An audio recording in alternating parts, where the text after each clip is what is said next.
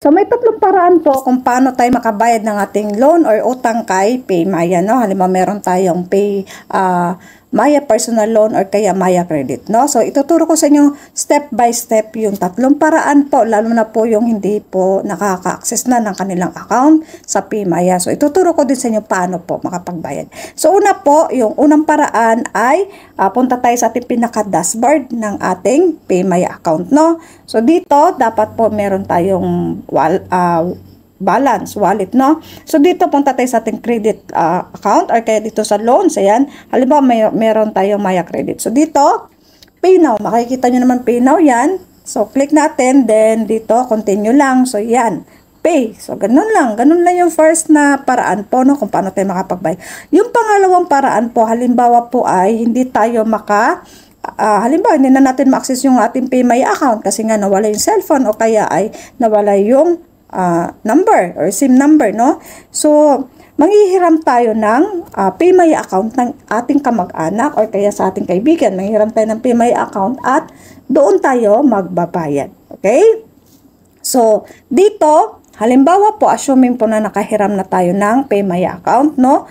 Sa ating kaibigan o kamag-anak. So, dito, pinaka-dashboard na ulit ng ating PayMaya account. So, dito, punta tayo sa ating bills. Ayan. So, siya nga pala sa mga bago lang po naligaw sa channel ko. Baka naman po pwede maglambing sa inyo dyan.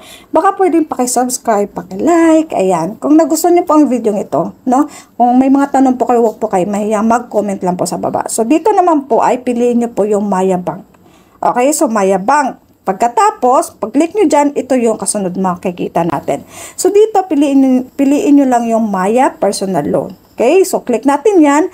Pagkatapos po ay, ito po yung makikita ninyo. So, kailangan po natin ilagay yung account number.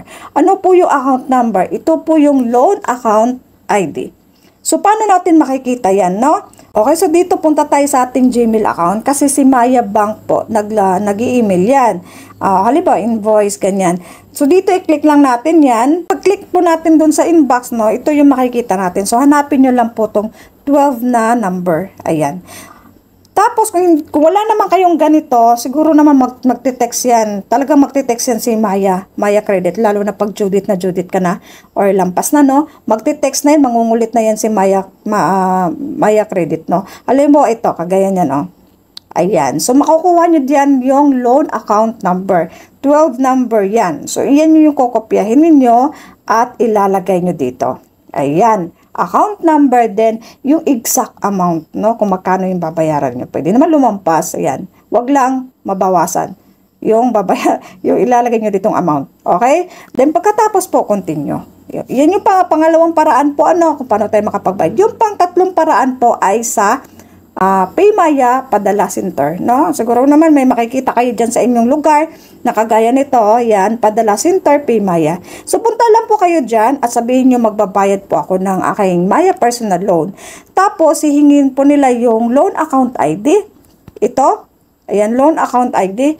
Ayan. So, kunin nyo lang po, ibigay nyo lang po sa kanya yon. At halimbawa, hihingin yung number mo.